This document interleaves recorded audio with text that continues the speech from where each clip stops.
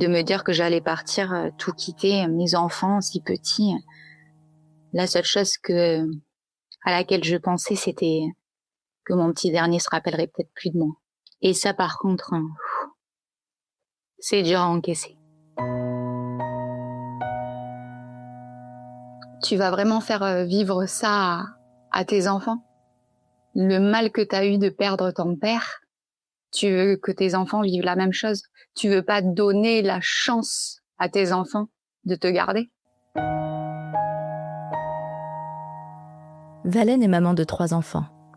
Comme beaucoup de femmes, elle jongle entre vie de famille, son travail et ses projets d'avenir. Jusqu'au jour où, sous la douche, un simple geste vient tout bouleverser.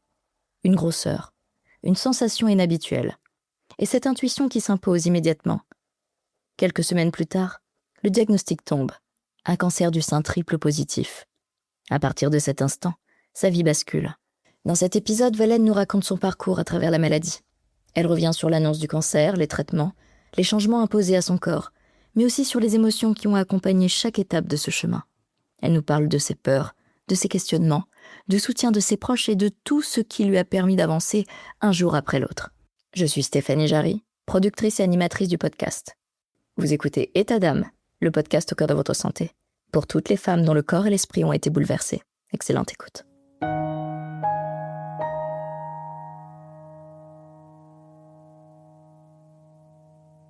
Ma vie avant la découverte de la grosseur, je suis maman de 3 enfants.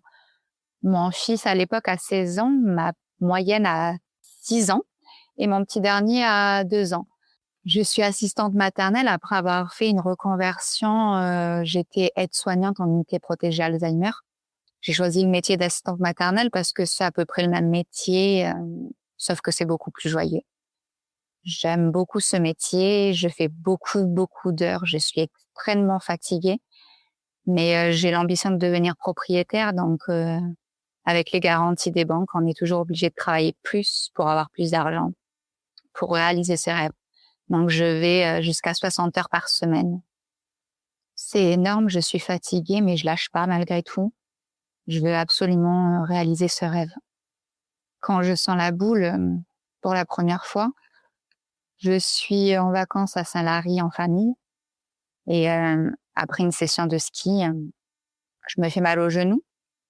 Je redescends à l'appartement, je prends une douche et sous la douche, je sens cette boule sur le côté du sein droit.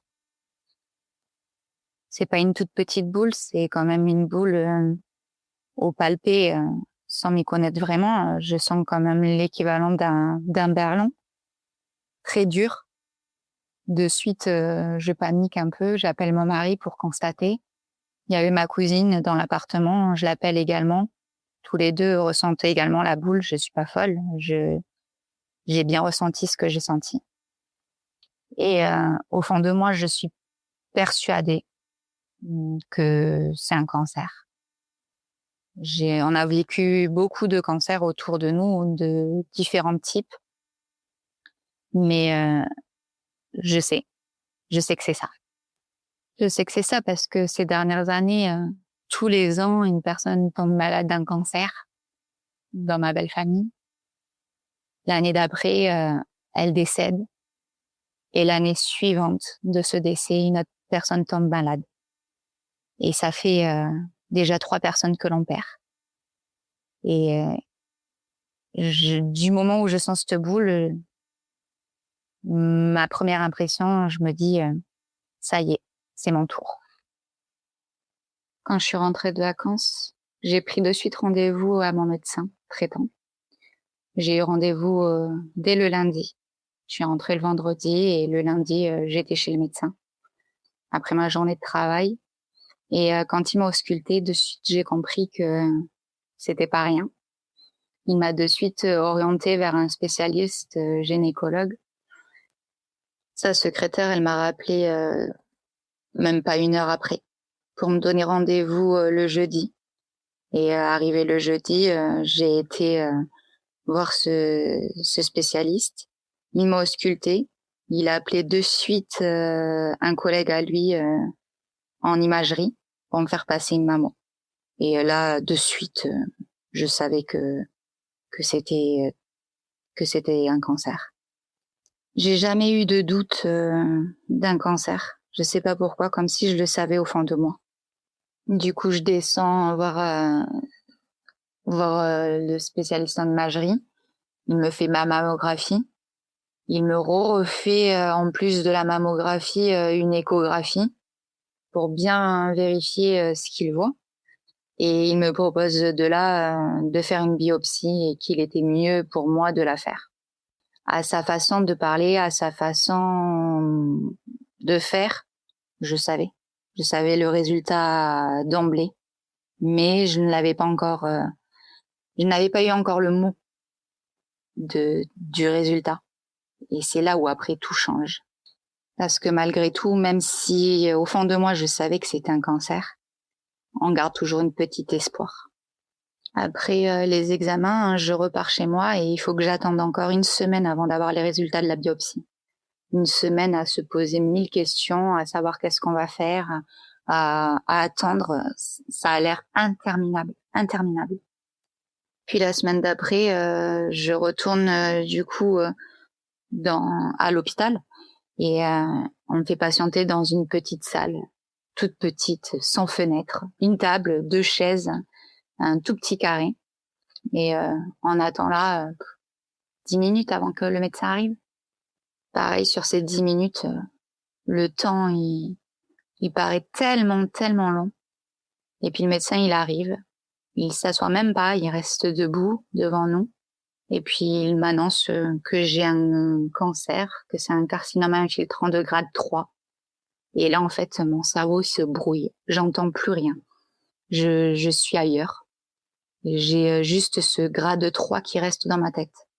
Et j'ai confondu grade avec stade. Et pour être passé avant par le cancer dans la famille, eh bien, le stade 3, pour moi, c'était synonyme de la fin. J'ai jamais eu peur de la mort. Je sais pas pourquoi, c'est pas quelque chose qui m'a fait peur dans ma vie. Et j'en ai toujours pas peur. Mais de me dire parce que pour moi, c'était littéralement fini. Hein. Mais de me dire que j'allais partir, tout quitter, mes enfants si petits, la seule chose à laquelle je pensais, c'était que mon petit dernier se rappellerait peut-être plus de moi. Et ça, par contre, c'est dur à encaisser. C'est dur à encaisser parce que j'ai perdu mon père à 22 ans. Et la douleur que c'est de perdre un être cher, de perdre un parent. Mon fils avait 16 ans et le plus grand. Et je me disais, bordel, ils peuvent pas vivre ça eux aussi, non. C'est pas possible. Que la vie s'acharne autant comme ça sur nous, c'est juste pas possible. Puis après, il faut rentrer chez soi. Mon mari était carrément dans les choux. Il était blasé. Je l'ai jamais vu autant décomposé que ce jour-là. On est rentré et il y avait ma mère, ma belle-mère, ma cousine qui attendait à la maison. Et puis moi déjà bien avant de tomber malade, quand on est passé par des cases cancer dans la famille, pour moi il était inconcevable que je passe par la case chignon. J'avais une peur bleue de ce traitement, d'avoir vu ma famille autant marquée par ce traitement. Pour moi, il était hors de question que je passe par cette case-là, coûte que coûte. Et puis ma cousine qui me connaît extrêmement bien et sait avoir les bons mots avec moi, me regarde et me dit « T'es sûre de toi ? Tu vas vraiment faire vivre ça à tes enfants ? Le mal que t'as eu de perdre ton père, tu veux que tes enfants vivent la même chose ? Tu veux pas donner la chance à tes enfants de te garder ? » Et là, je me suis pris une tarte. Et je me suis dit, ouais, je peux pas. Je peux pas leur faire ça. Je peux pas abandonner. Il faut que je me batte. Et je vais gagner. Je vais gagner pour mes enfants. Parce qu'il est hors de question que je laisse mes enfants sans leur maman et qui souffrent comme j'ai souffert de perdre mon père. Après, une fois que j'avais décidé de me battre, pour moi, j'avais enfilé mon armure et il était hors de question que je lâche. Donc, j'allais accepter tout ce qui m'était proposé pour gagner cette maladie. Et là, tu entres dans un nouvel univers, un univers que j'avais connu par la famille quand elle s'entendait malade, mais que je n'avais pas vécu en direct pour moi-même. Tu entends des mots que tu as déjà auparavant entendus, d'autres que tu connais pas du tout. Tu réalises des examens que tu avais entendu parler, mais tu ne les avais jamais toi-même vécus. Et là, c'est totalement différent. Tu es de l'autre côté, en fait. Tu es passé de l'autre côté. T'es plus accompagnante, là. Là, tu le vis toi-même, en fait. Et pourtant, aussi bizarre que ça puisse paraître, je préférais être de ce côté-là. Parce que de ce côté-là, c'est toi qui vis les choses. Et pour moi, c'était un petit peu plus facile à encaisser plutôt que d'être dans la salle d'attente à attendre. On me fait passer des scintigraphies, des PET scans, des scans cérébrales. Du coup, je suis le mouvement, je suis ce qu'on me dit de faire. Mes examens, par moments, sont un peu bizarres. Tu reçois des sensations que tu n'avais jamais connues encore auparavant. Par exemple, pour la scintigraphie ou le PET scan, lorsqu'on te injecte l'iode, t'as cette sensation de chaleur qui vient et comme si t'étais en train de t'uriner dessus. C'est des sensations très bizarres. Mais il faut les faire. Alors je me pose pas la question, je fais, j'encaisse. Par contre, il y a toujours après ces examens, cette attente interminable avant d'avoir les résultats. Pour les PET scans, tu n'as jamais les résultats en sortant de ton examen. Il faut que tu attendes de revoir ton médecin et ton médecin t'annonce les résultats. Et cette attente, je pense que c'est ce qu'il y a de plus dur dans le processus de la maladie, en fait, de ne pas savoir. C'est compliqué aussi bien pour toi que pour la famille, pour l'entourage qui t'entoure. C'est des nuits blanches à te poser mille et une questions, à te dire merde, il se passe quoi? Puis il y a tout qui s'enchaîne extrêmement vite. J'ai eu mes résultats de la biopsie le 13 mars et le 19 mars, il fallait que je rentre en bloc opératoire pour me faire retirer la tumeur par une intervention de tumectomie.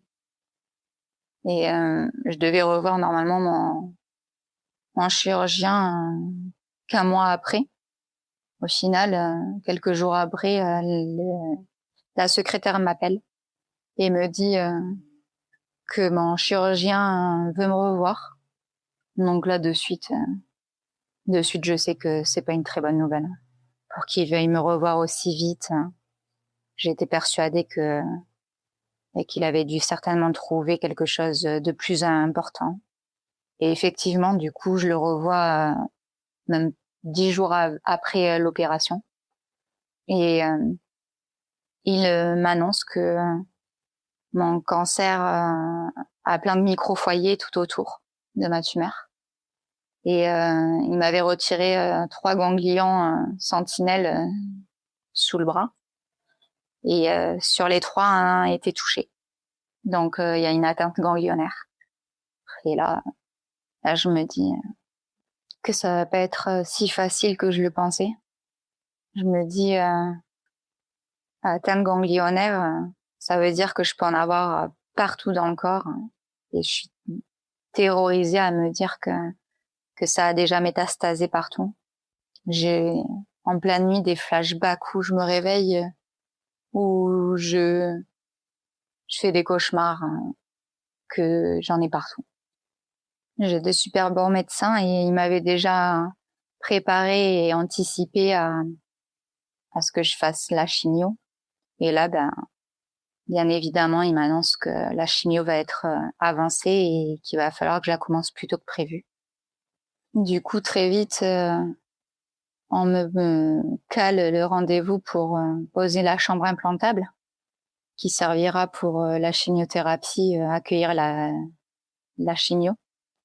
C'est un petit boîtier qu'on pose sous la peau, dans la poitrine, et qui est relié à une veine par laquelle passera la chimiothérapie pour être diffusée dans tout le corps. Moi qui avais travaillé en unité protégée Alzheimer, j'avais déjà vu ces dispositifs sous la peau des patients. Et j'en gardais pas forcément une belle image. Ce petit boîtier-là qui ressort de dessous la peau, hein.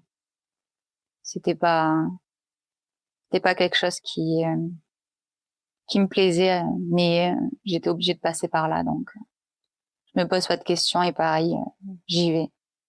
On me propose de faire l'opération soit sous anesthésie générale, soit sous anesthésie locale, et pour essayer d'avoir le moins de produits possible dans le corps, je décide de la faire en local. Donc du coup, je rentre dans ce bloc opératoire, on m'installe sur la table, on met un champ opératoire pour pas que je vois ce qui se passe. T'es là, t'entends tous les bruits autour, et on te met une petite musique pour essayer de te détendre. Mais t'as beau avoir la musique, y a rien qui détend réellement. J'essaye de toutes mes forces de rester concentrée sur la musique. Et je me souviens que c'est Julien Doré qui passe.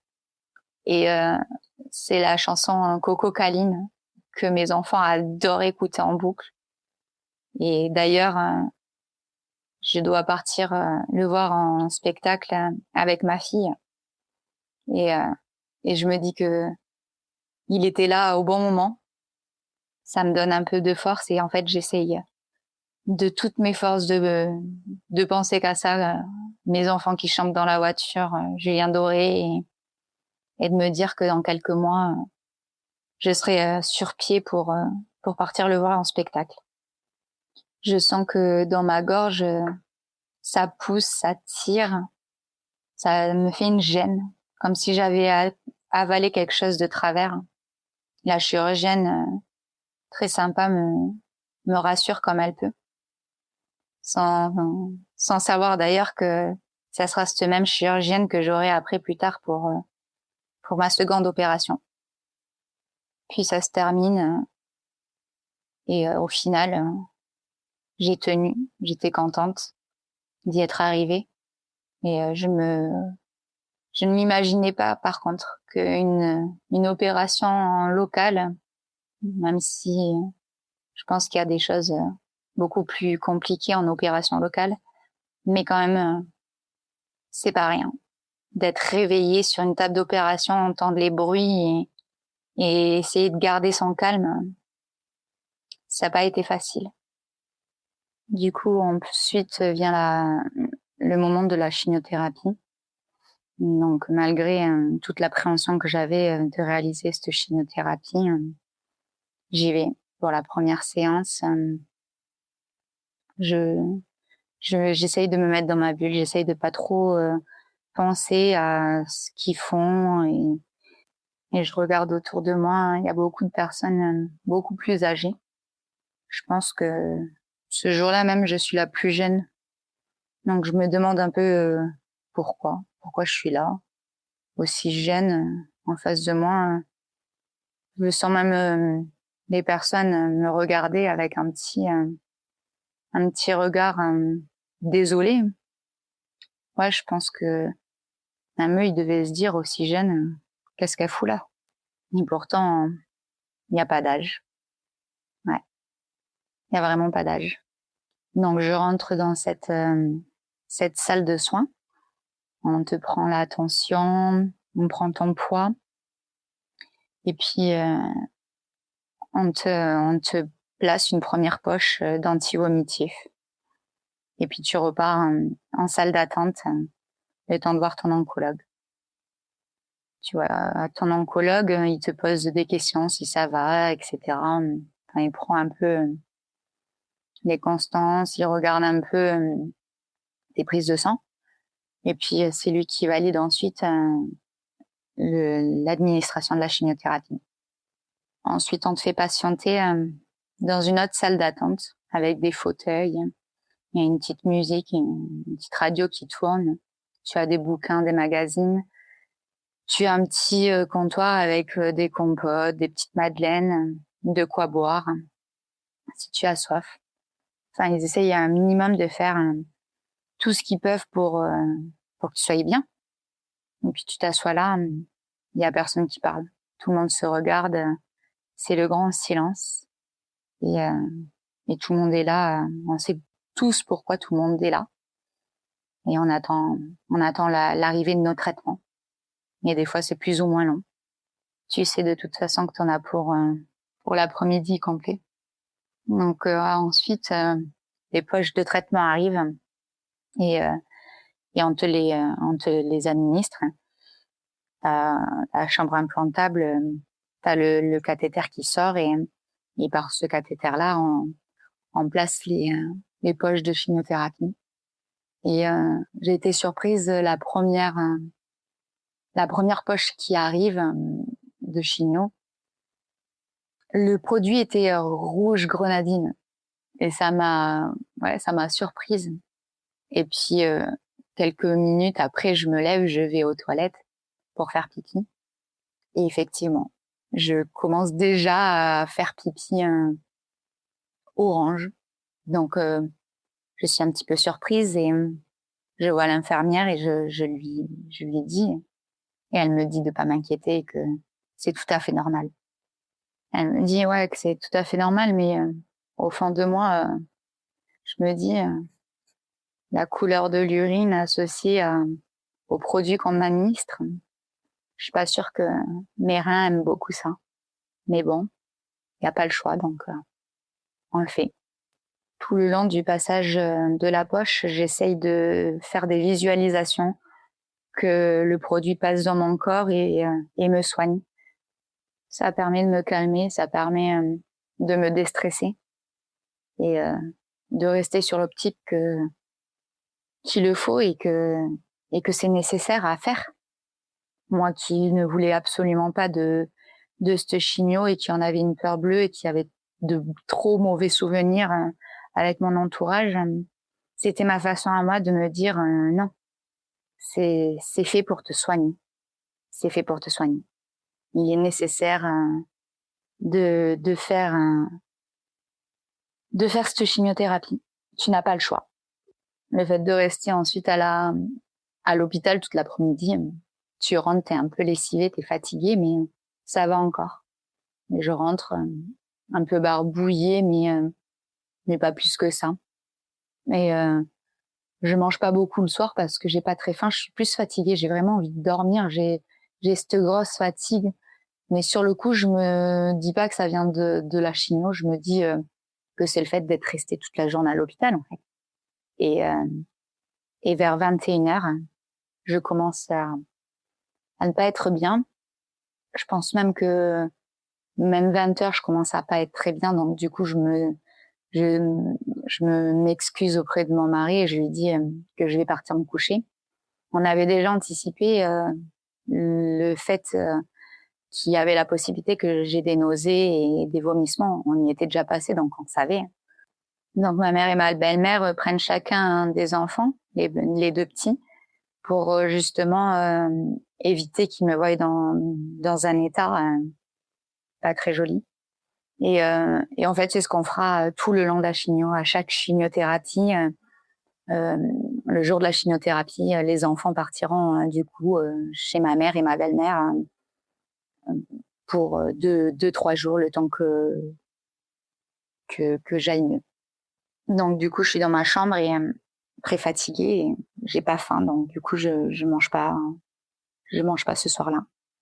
Et puis vers 21h, 21h30, je commence à vomir comme j'ai jamais vomi. C'est vraiment le film L'Exorciste, c'est vraiment la même chose. Et je vais vomir comme ça toute la nuit. Ça va être insupportable. Je suis épuisée, j'ai plus de force, mais malgré le peu de force que j'ai, je vomis, et il y a rien qui m'y arrête. Je n'ai plus rien dans le ventre, je n'ai plus rien dans le corps, donc je vomis de la bile. C'est vraiment insupportable. Je suis en pleurs, j'ai l'impression que je vais mourir, vraiment. Mon mari est là, impuissant, il essaye de tout faire pour que ça passe. Il vide mes bassines sans sourciller, sans dégoût. Et il me donne des gants frais pour essayer de me calmer, essayer de m'apaiser. Au petit matin, il appelle l'hôpital pour leur signaler que ça va pas. Je continue à vomir, il est encore 6 heures du matin et ça passe toujours pas. Et en fait, l'oncologue a oublié de me faire la prescription d'un médicament que l'on doit prendre 2 jours avant la chimiothérapie, il me semble, et après le jour de la chimiothérapie et le lendemain.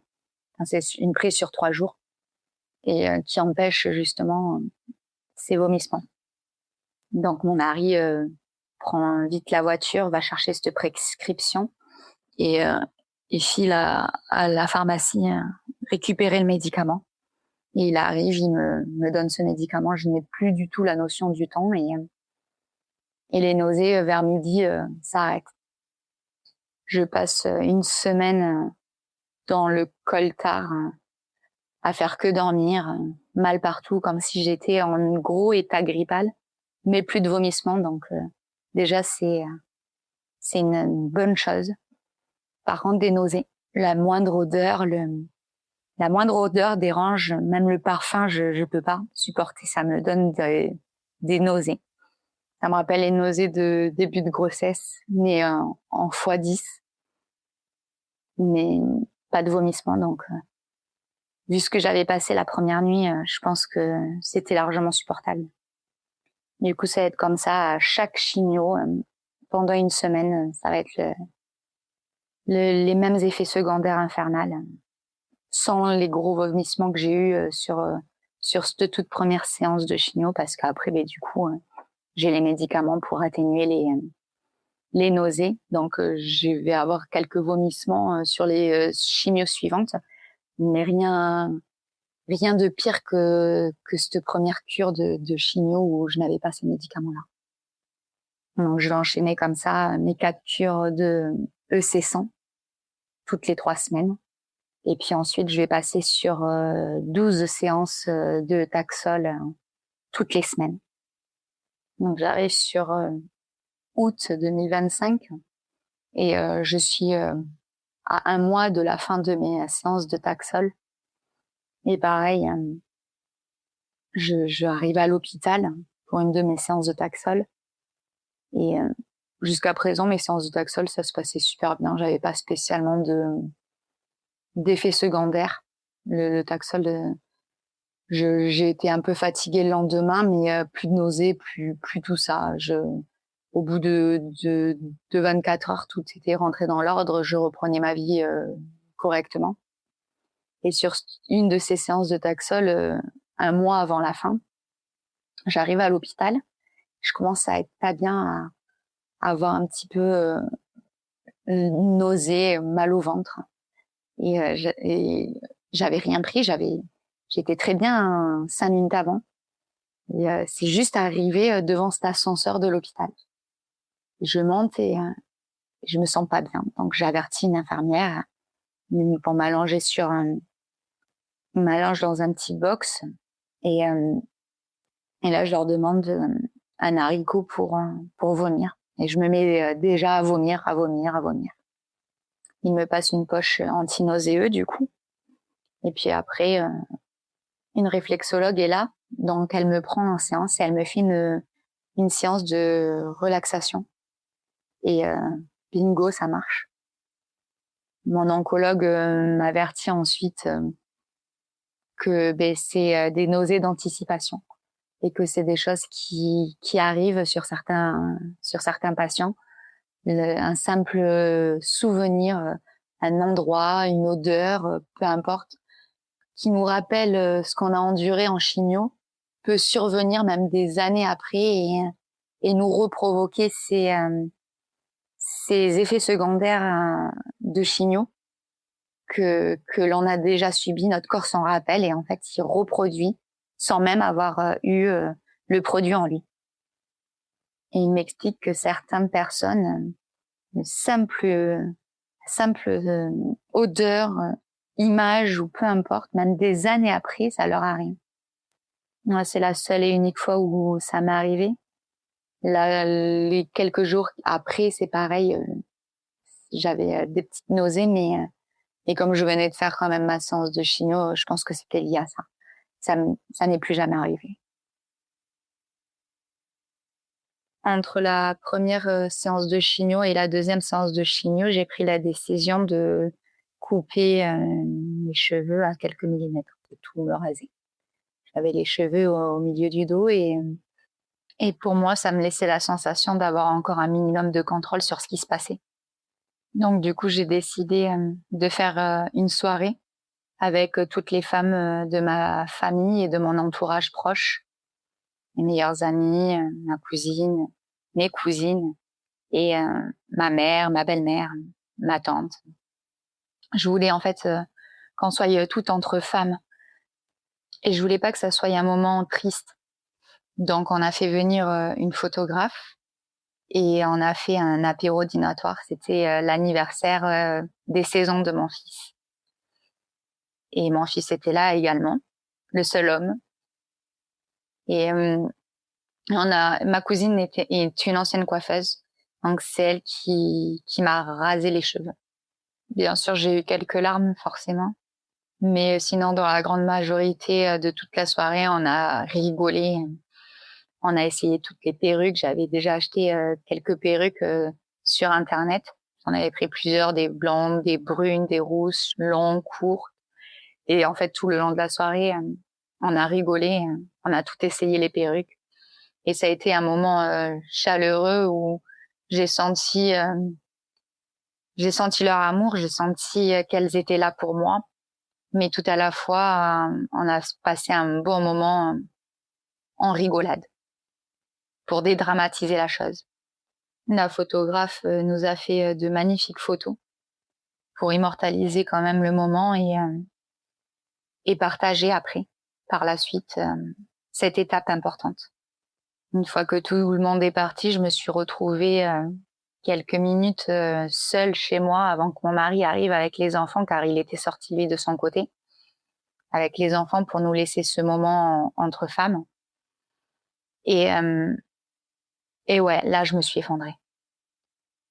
Quand mon mari m'a vue en pleurs, il m'a regardée, il est parti dans la salle de bain, il a attrapé une perruque et il est revenu me voir dans la chambre avec cette longue perruque pour me faire rire et me faire passer le cap. Et il a réussi. Je me suis éclatée de rire et j'ai plus jamais repleuré pour mes cheveux. Puis ensuite, j'ai fait ma deuxième cure de chimiothérapie. Et quelques jours après la deuxième cure, mon cuir chevelu me faisait énormément mal, ça me démangeait. Et j'ai commencé à perdre les petits cheveux que j'avais gardés sur la tête. Et je me suis dit, il est temps. Il est temps vraiment de passer le cap de raser à blanc. Et pareil, j'ai voulu moi choisir le moment et pas laisser mes cheveux tomber. Donc avec mon mari, on est monté dans la salle de bain. Et c'est lui qui m'a rasé à blanc. Et pareil, on a fait ça en rigolant, en disant plein de blagues. Et on a fait ça tous les deux. Je me disais qu'après tout, c'était que des cheveux et que ça allait repousser surtout. Parce que je me laissais pas le choix que de gagner ce combat et de avoir une jolie chevelure. La seule peur que j'avais, c'était qu'ils repoussent poivre et sel. Et au final, non. Ils ont repoussé ma couleur naturelle et encore plus touffue que ce que j'avais avant. Et bizarrement, moi qui aurais jamais passé le cap, je pense que mes cheveux, je les garderai courts maintenant. J'ai une jolie petite coupe courte et je suis ravie. J'avais les cheveux à mi-dos, ils étaient souvent attachés en queue de cheval et au final, j'aurais jamais passé le cap d'une coupe courte. Et ça m'a fait passer ce cap.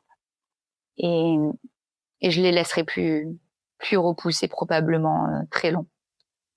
Ma chimiothérapie s'est terminée en septembre. J'ai eu un petit mois de répit pour me remettre de cette chimiothérapie et faire les examens nécessaires. Et ensuite, j'ai dû subir une mastectomie de mon sein malade qui est le droit. Et je leur ai demandé de suite depuis des mois et des mois. Je leur en parlais quand j'ai su qu'il fallait que je subisse cette mastectomie, que je voulais faire la double mastectomie avec une reconstruction immédiate. C'est une opération qu'ils ne font pas souvent d'un trait. Et sachant que moi, je n'ai pas de facteur génétique sur le cancer, il était très peu probable que cela me soit accepté. J'ai eu au début des refus quand j'en parlais, et j'ai tellement insisté que finalement, j'ai réussi à avoir l'acceptation de me faire la double mastectomie avec reconstruction immédiate par implant. Je voulais cette double mastectomie parce que je voulais pas avoir un sein naturel et un sein refait. Je voulais vraiment que ça soit harmonieux et qu'au niveau du toucher, il n'y ait pas cette différence. Faut pas se cacher que non plus, ça peut éviter une récidive, la mastectomie. Et le fait d'enlever sur le côté gauche, ça peut éviter aussi que le côté gauche tombe malade également. Donc, c'était pas négligeable pour moi et je voulais une reconstruction immédiate. C'était ma demande et les médecins ont accepté, m'ont entendu et je les remercie énormément pour ça. Je les remercie énormément pour ça parce que ils ont respecté mon choix et ils ont su me conseiller et m'expliquer correctement les choses. Et mais ils ont quand même décidé d'aller dans mon sens et ils voyaient que c'était pas une décision que j'avais prise à la légère, c'était très important pour moi. Et ils ont accepté ça. Ma chirurgienne a eu des mains en or. Je me suis réveillée, j'avais l'impression d'avoir visuellement, j'avais la même poitrine. Vraiment la même poitrine. Elle m'a fait les cicatrices dans le pli du sein pour qu'elle soit le plus invisible possible. Sur le côté, pour la chaîne ganglionnaire du côté malade, elle a essayé de faire au mieux qu'elle puisse pour qu'elle soit aussi le plus invisible. Et vraiment, j'ai été surprise du résultat. Agréablement. Vraiment agréablement surprise. Alors, même que j'ai été agréablement surprise, malheureusement, c'est quand même compliqué à accepter un corps étranger. C'est quand même compliqué de se dire que c'est plus nous-mêmes, hein, c'est plus notre corps de naissance, hein. Même si c'est magnifique, hein. C'est contradictoire, mais ouais, c'était dur quand même de me regarder dans le miroir et ça me rappelait tout ce passage de la maladie. Si jamais je ne serais pas tombée malade, je me serais jamais refait faire la poitrine. Donc c'est quelque chose de compliqué à accepter. La sensation n'est plus du tout la même. Pourtant, je les ai toujours trouvées très jolies et même encore, hein. Je les accepte. J'ai réussi à passer le cap de l'acceptation de ce changement de corps. Mais c'est pas anodin. Vraiment pas anodin. Et même si je suis très chanceuse par rapport à d'autres qui n'ont pas eu la chance d'avoir une chirurgienne aussi talentueuse que la mienne, ça a quand même été très compliqué. très compliqué sur plusieurs mois d'accepter ce corps. Et ça, la chirurgienne ne pouvait rien faire. Personne ne pouvait rien faire à rattraper quelque chose. Ça, c'était un travail à moi-même de réaliser, à moi-même d'accepter ce qui venait de se passer. Puis j'ai réussi à faire ce travail. J'ai réussi à enfin accepter, parce que en fin de compte, il y a rien qui est plus important que la vie. Et je sais très bien que cette opération était nécessaire. Tout au long de cette maladie, ce qui a été le plus important pour moi et qui m'a aidé vraiment à passer toutes ces étapes, c'est vraiment le soutien de mon entourage. Je sais pertinemment que sans eux, jamais je n'aurais pu passer ces caps. Déjà, sans eux, tout d'abord, j'aurais même pas essayé de me soigner. Étant donné que je ne voulais pas de la chimiothérapie et que je l'ai réellement fait pour leur amour et parce que je ne voulais pas qu'ils souffrent autant que j'avais souffert, moi, de la perte de mon père et de tous ceux qu'on avait perdus. Si j'aurais pas eu mon entourage, mes enfants, ma famille, mon mari, mes amis, je sais que je ne serais plus là, c'est sûr. Ça n'empêche que malgré qu'ils ont toujours été là d'un soutien énorme, j'aurais jamais pu demander mieux que ce qu'ils m'ont apporté. Il y a quand même eu des parties où je me sentais seule, pas comprise. Pas parce qu'ils ne comprenaient pas parce qu'ils étaient pas là, mais parce que, malgré tout, on se sent toujours un peu seul. Et on change tellement, involontairement, en fait. Involontairement, ça nous ouvre les yeux sur tellement de petites choses anodines qu'on ne voyait pas avant la maladie. Que, en fait, on se sent tellement une autre personne que quand on se regarde dans les yeux des personnes qui nous connaissaient avant tout ça, on se sent plus vraiment à notre place par moment et seul, incompris, alors que au final non. Il y a juste ce petit moment de transition où les personnes qui nous connaissent déjà depuis des années réapprennent à nous connaître, notre nouveau nous, et nous à connaître qui on est vraiment, qui on est devenu plutôt. Pendant tout le parcours de la maladie, ma peur la plus profonde était que tout s'arrête, soit fini et que les traitements ne marchent pas et que je parte. Que j'ai fait tout ça pour rien, pour que au final, mes enfants souffrent de la perte de leur maman autant que moi j'ai souffert de la perte de mon papa. Ça a été, c'était une peur qui est restée là tout le long, jusqu'à quand on m'annonce qu'il y avait plus de traces de cancer en moi. Mais il y a une peur qui restera toute ma vie, je pense, et qui est tout le temps présente.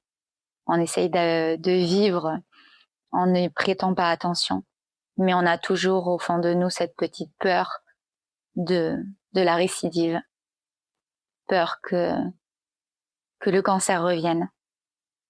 La moindre douleur, la moindre chose inhabituelle, on a de suite cette trouille en nous qui réapparaît et qui ressurgit, de se dire ça y est, c'est revenu. Et non, il faut juste apprendre à dompter cette peur et essayer de ne pas lui laisser trop de place pour continuer à vivre normalement. Le cancer m'a appris à voir la vie d'un autre œil, de vouloir vivre d'une autre façon, de relativiser surtout, de ne plus stresser ou m'énerver pour des choses inutiles, de ne plus épuiser mon temps, parce que le temps, c'est si précieux au final. Savourer des choses banal quand on pense, et au final, on s'aperçoit que c'est le plus important. Que l'argent achète plein de choses inutiles pour nous faire croire à du bonheur, mais que le bonheur, c'est vraiment pas ça. Le bonheur, on l'a déjà tous autour de nous. C'est notre entourage, c'est nos enfants. C'est un simple petit moment passé en famille, autour d'une table. C'est ça vraiment le bonheur. La femme que je suis devenue n'est pas plus forte grâce au cancer. J'ai juste appris que dans les moments de faiblesse, j'étais quand même capable d'avancer. Aujourd'hui, je me dis que tout ça n'est pas arrivé pour rien. J'ai écrit un livre sur tout mon parcours. Et j'espère que si un jour je peux aider quelqu'un en partageant mon vécu, c'est la plus belle des récompenses et ça sera la preuve que tout ça n'est pas arrivé pour rien. J'aimerais dire aux femmes qui apprennent leur maladie qu'elles ont le droit d'avoir peur, qu'elles ont le droit d'être en colère, qu'elles ont le droit de pleurer et de craquer. On ne peut pas être forte tous les jours. Ne laissez personne vous faire croire que vous devez affronter ça tous les jours avec le sourire. Le cancer change beaucoup de choses, mais il ne vous enlève pas qui vous êtes. Vous restez une femme, vous restez une maman, vous restez une sœur, une amie. Vous avez des rêves, vous avez des projets qui méritent d'être vécus. Accrochez-vous aux petites choses. Accrochez-vous à un rire, à un coucher du soleil, un repas en famille. Parce que même dans les moments les plus sombres, il y a toujours une lumière quelque part. Et surtout, il faut garder espoir. On n'est pas plus forte que les autres, mais un pas après l'autre et un jour après l'autre, on avance. Ne regardez pas tout ce que vous allez devoir traverser. Regardez simplement le prochain pas. Et n'oubliez pas qu'on n'est pas notre maladie. On est bien plus que notre maladie.